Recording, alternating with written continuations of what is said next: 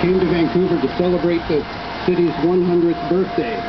The event inspired developers to continue building the corporate skyscraper city, a machine effectively designed for making money and for excluding those who don't have the money to live in it.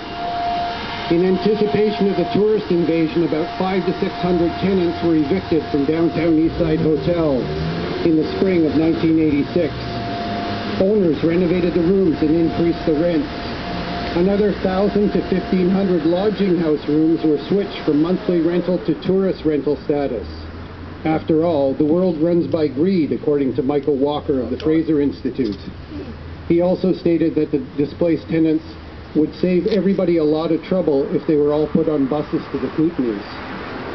The people being evicted were mainly older men who were long-term residents and who had worked to help build the province of British Columbia.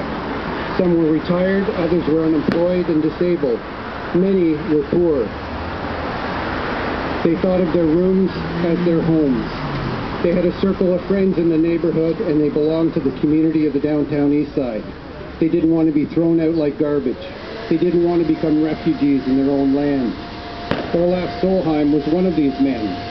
He was a gentle 87-year-old with a long white beard.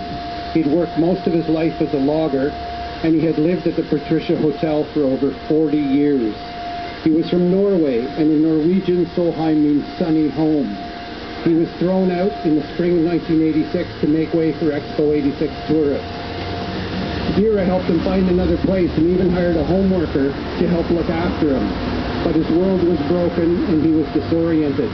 He wandered the streets for a few weeks. He refused to eat, and then he died on April 18, 1986. Dr. John Blatherwick, the city's medical health officer, said the spark went out of him after the eviction. He just stopped living. When the manager of the Patricia Hotel was asked why he didn't let Olaf stay, he replied, "We're not a nursing home." He wasn't the only person to die because of the eviction.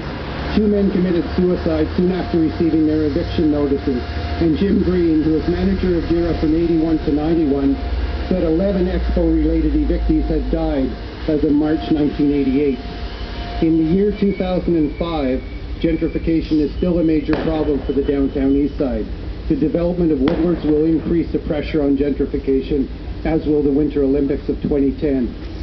Not only does the downtown east side need thousands of units of social housing, but the welfare rates and minimum wage need to be raised. When people have no money, they can't pay rent and they can't buy food. They are excluded from their own communities. Solheim Place on Union Street was built by Dira as social housing, and it was named in memory of Olaf Solheim. He would want us to continue the fight for a just society. So what happened to him won't happen to residents of the downtown east side in the next 5 years. Right. Yeah. That was written